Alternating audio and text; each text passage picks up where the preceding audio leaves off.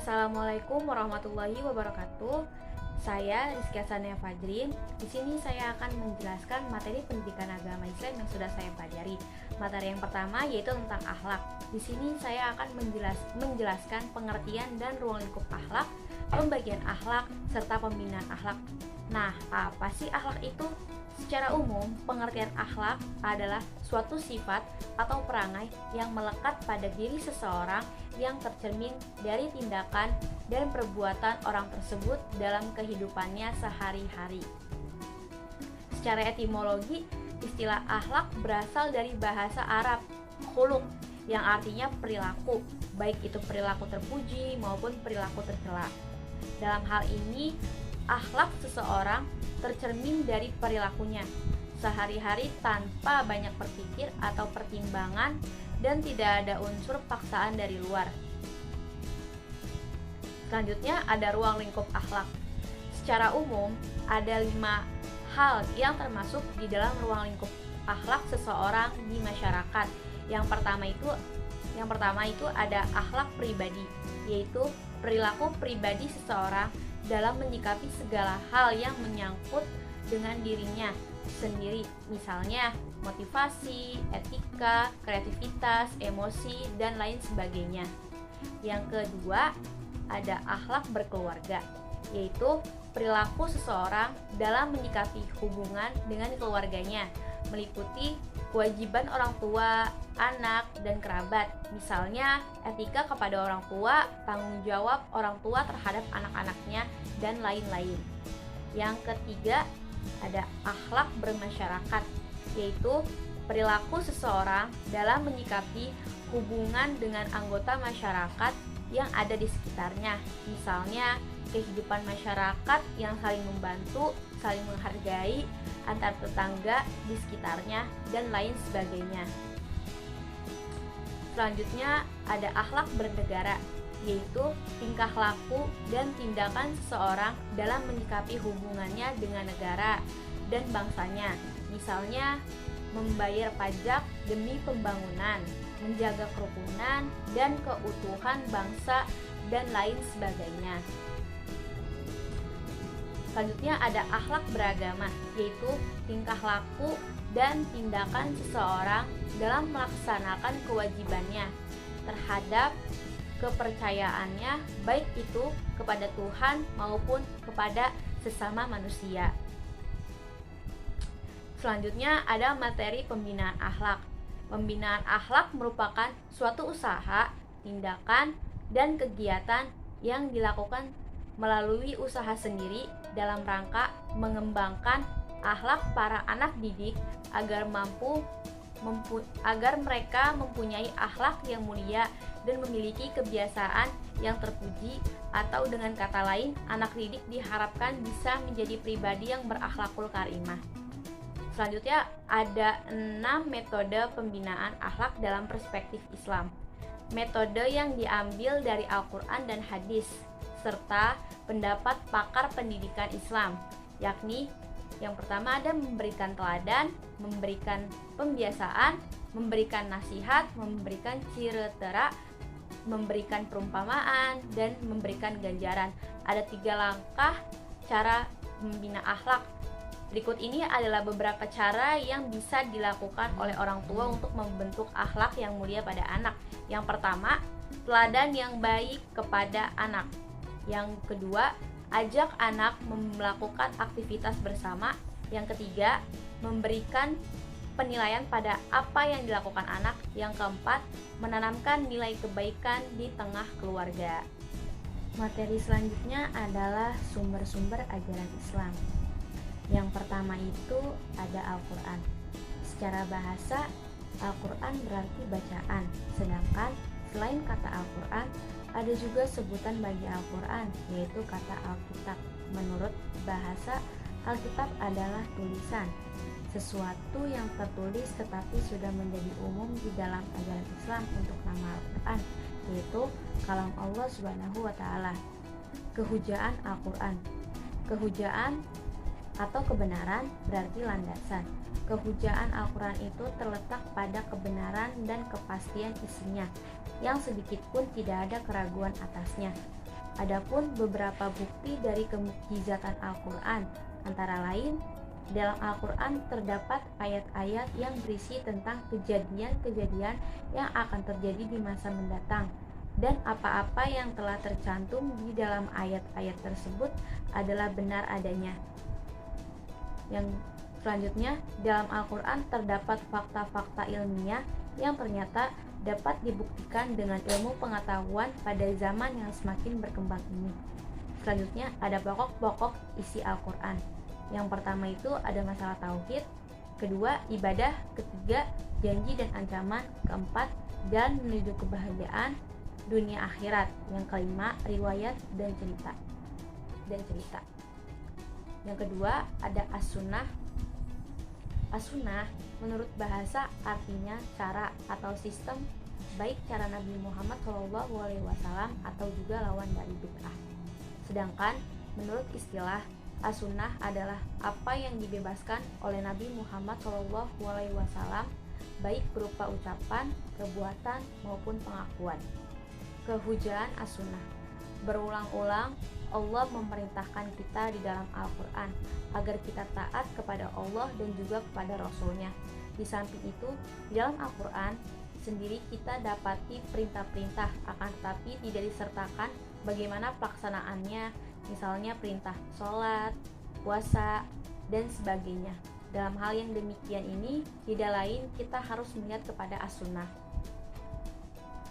Selanjutnya yang ketiga ada ijtihad. Secara etimologi, ijtihad diambil dari akar kata dalam bahasa Arab jahada, yang berbentuk masdarnya ada dua. Ada dua bentuk. Yang pertama yaitu al-jahd, yang berarti al-masyaqqat, kesulitan dan kesusahan. Ijtihad berarti usaha maksimal untuk mendapatkan atau memperoleh sesuatu.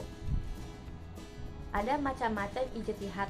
Menurut para ulama, menurut Muhammad Abu Zahroh, dari segi bentuk karya ijtihad terbagi menjadi dua. Yang pertama ada ijtihad istinbati, yang kedua ijtihad tobiki. Dari segi metodenya menurut Ad-Duwailibi dibagi menjadi tiga. Yang pertama al-ijtihad al-bayani, yang kedua al-ijtihad al-qiyasi, yang ketiga al-ijtihad al-istislahi. Pembagian di atas disempurnakan oleh Muhammad Taqiyyu al-Hakim dengan mengemukakan alasan diantaranya al-jami wa al-mani. Menurutnya ijtihad itu dibagi menjadi dua bagian. Yang pertama ijtihad al-aqli, yang kedua ijtihad syara'. Materi selanjutnya adalah pengertian dan konsep toleransi umat beragama menurut Islam. Yang pertama ada pengertian toleransi. Secara umum, toleransi ialah sikap saling menghormati, menghargai, menerima keberagaman budaya. Toleransi beragama memiliki arti sikap lapang dada seseorang untuk menghormati dan membiarkan pemeluk agama untuk melaksanakan ibadah mereka menurut ajaran dan ketentuan agama masing-masing. Konsep toleransi. Toleransi antar umat beragama adalah cara agar kebebasan beragama dapat terlindungi dengan baik bagi setiap individu. Kebebasan dan toleransi merupakan dua hal yang tidak bisa diabaikan. Namun, tidak jarang banyak pihak yang sering mengabaikan aspek toleransi. Mereka berusaha merukunkan perbedaan di tengah masyarakat dengan cara memaksakan toleransi, akan tetapi dia membelenggu kebebasan. Toleransi dan kebebasan merupakan dua hal yang harus berjalan beriringan, senada dan seirama. Untuk dapat mempersandingkan keduanya, pemahaman yang benar mengenai kebebasan beragama dan toleransi antar umat beragama merupakan suatu hal yang penting dalam kehidupan bermasyarakat. Tertuang dalam surat Al-Kafirun ayat 6, untukmu agamamu dan untukku agamaku. Selanjutnya, problematika kehidupan umat beragama. Yang pertama ada penodaan agama, yang kedua ada gangguan tempat ibadah. Selanjutnya ada upaya mewujudkan Islam sebagai agama yang rahmatan lil alamin. Dalam Islam terdapat batasan-batasan toleransi terkait dengan Tuhan, cara beribadah dan kitab suci. Kalau batasan di Islam terdapat ajaran untuk tidak boleh menghina Allah Subhanahu wa taala dalam bentuk apapun, Juga misalnya ada perayaan keagamaan non-Islam, di sini tetap ikut merayakan, mengucapkan, tapi tidak sepenuh hati berniat untuk mengikuti acara yang hanya untuk menghargai saja hubungan antar tetangga, tetapi tetap membantu juga. Materi selanjutnya adalah politik Islam. Politik di dalam bahasa Arab dikenal dengan istilah siyasah. Asalnya, kata siyasah diterapkan pada pengurusan dan pelatihan gembalaan, lalu digunakan dalam pengaturan urusan manusia. Pengertian politik Islam. Definisinya secara singkat, makna politik dalam Islam ialah pemeliharaan atau riayah, perbaikan, islah, pelurusan, takwim, pemberian arah petunjuk, irsyad, dan pendidikan, ta'dib.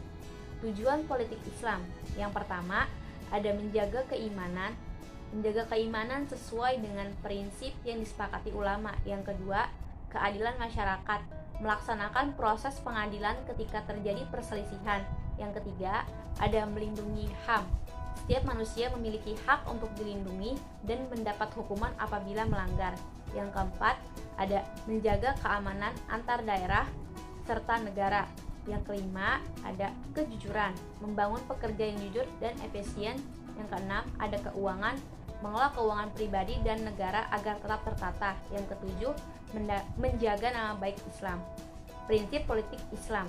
Yang pertama ada keadilan, seperti yang dijelaskan dalam surat An-Nahl ayat 90. Allah memerintahkan sikap adil dan mengancam hukuman bagi yang melanggar. Yang kedua, ada amanah. Ada perkataan, bagaimana mungkin rakyatnya terpelihara bila pemeliharanya ngengat. Maka dari itu, dalam politik Islam, salah satu prinsipnya adalah amanah. Yang ketiga, ada kebebasan. Warga negara bebas, diberikan kebebasan berpikir serta memilih. Namun, kebebasan bukan berarti tanpa konsekuensi. Selanjutnya, ada musyawarah. Dalam surat Asy-Syura ayat 38 dikatakan bahwa urusan manusia diputuskan secara musyawarah. Hal ini juga berlaku bagi para pemimpin agar bermusyawarah dengan anggotanya.